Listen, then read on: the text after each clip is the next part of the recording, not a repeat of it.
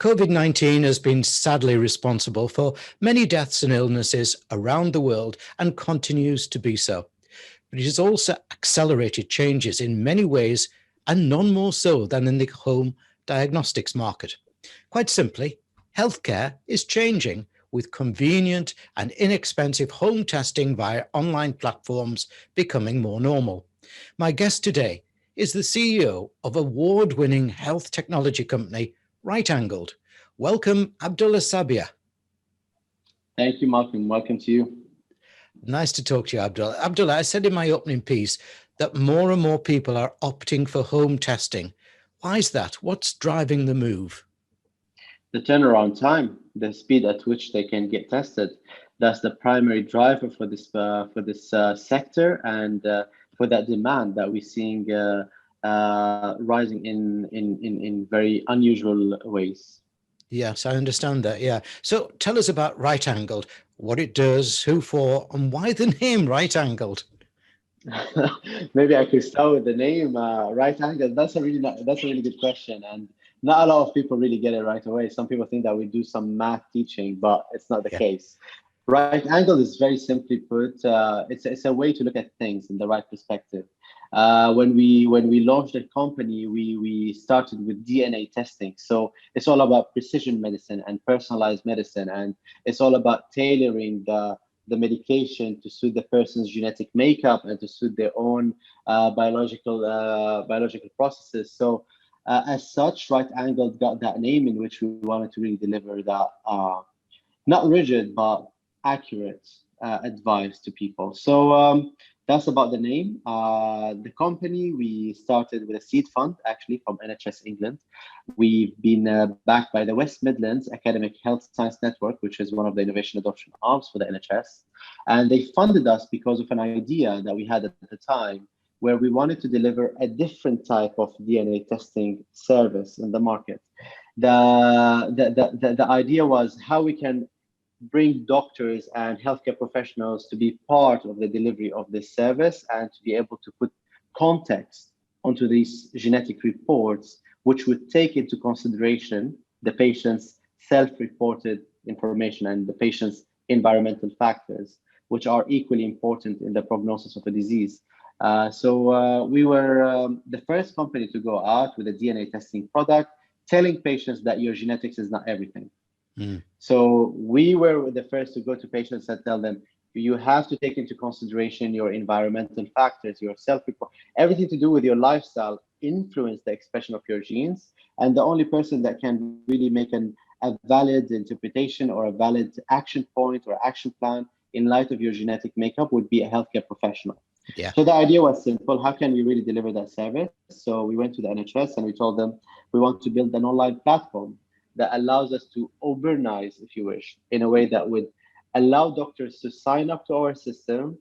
We assign them with patients, and we would pay them per test review whenever they sign off a report, and they provide that service to our patients online. So it's a remote testing service. It's online, and it delivers context by qualified medical and professional medical health and fitness professionals later on, as we launch into the fitness space. And that's how we started. We started with the hard DNA test. 1 year later, we went into the space of the fitness and the diet and the nutrigenomics, and we coupled the service with fitness professionals, dietitians, nutritionists, who were also able to advise patients on these regimens. Early in this year, really, we were hit by COVID-19, and we were one of the first companies to really respond to that need for private testing. As you can remember, when we had the first wave, patients with symptoms could not even go to the NHS. The advice was clear for people with symptoms to self-isolate, stay at home. And I was one of those people who actually needed a test. So I started looking into the market, and I started looking into what's available, and I saw some ridiculous prices out there.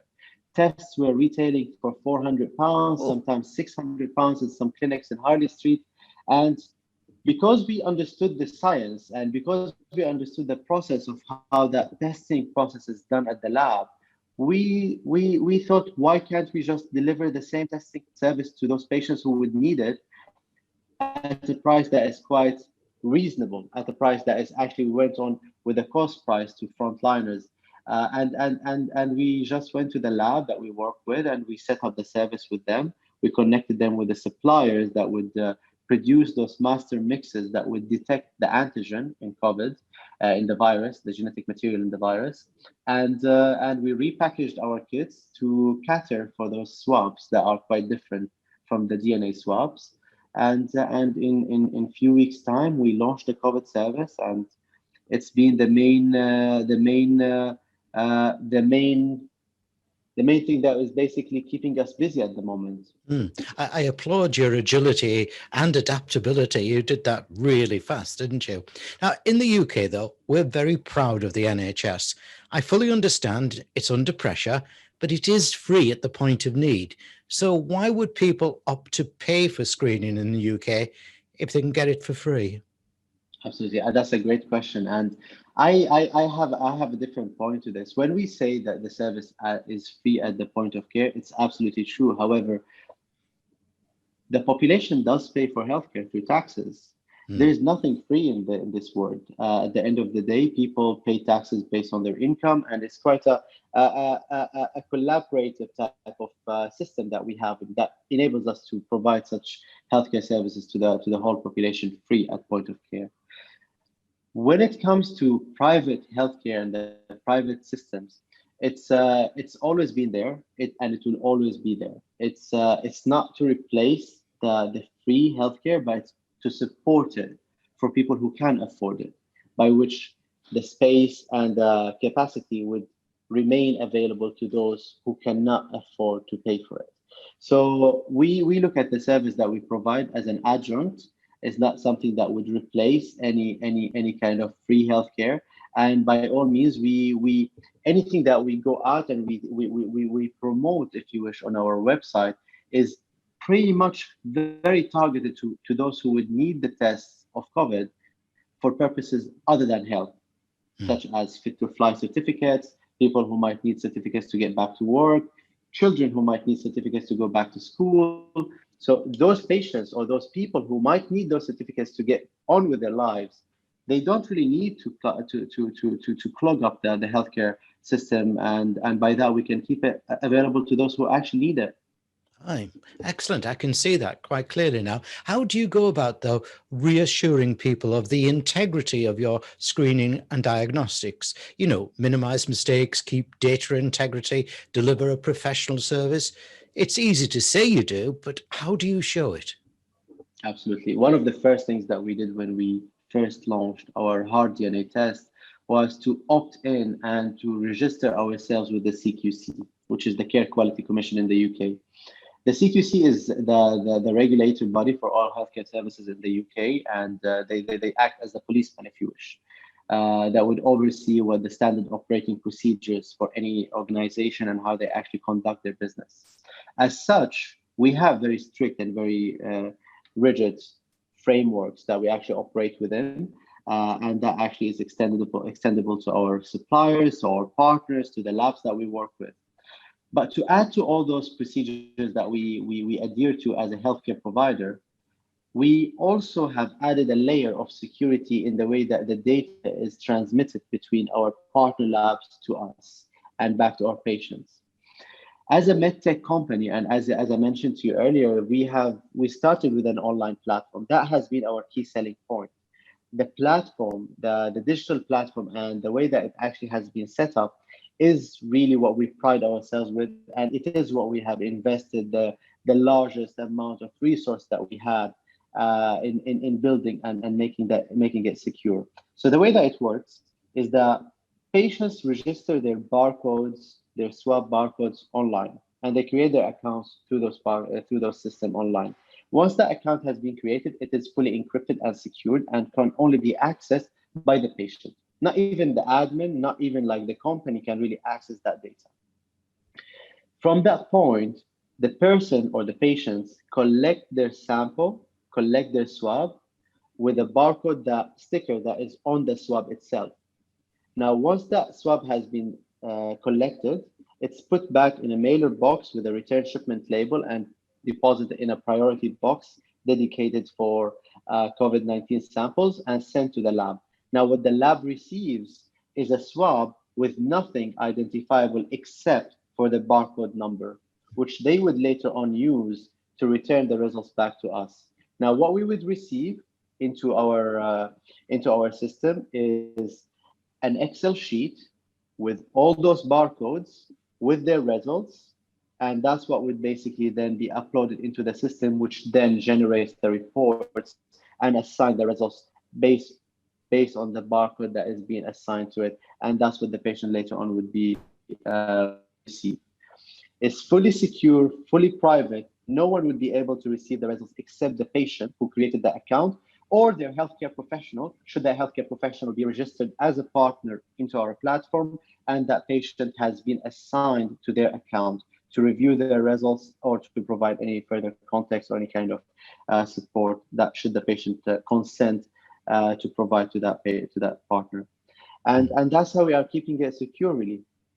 Excellent. Yes, I'm totally reassured. Now, just before we move on, Abdullah, can I just point out to viewers and listeners, behind me on the screen is the URL for Right Angled, and it's rightangled.co, not UK or anything like that, .co. That's one of the new URLs, rightangled.co.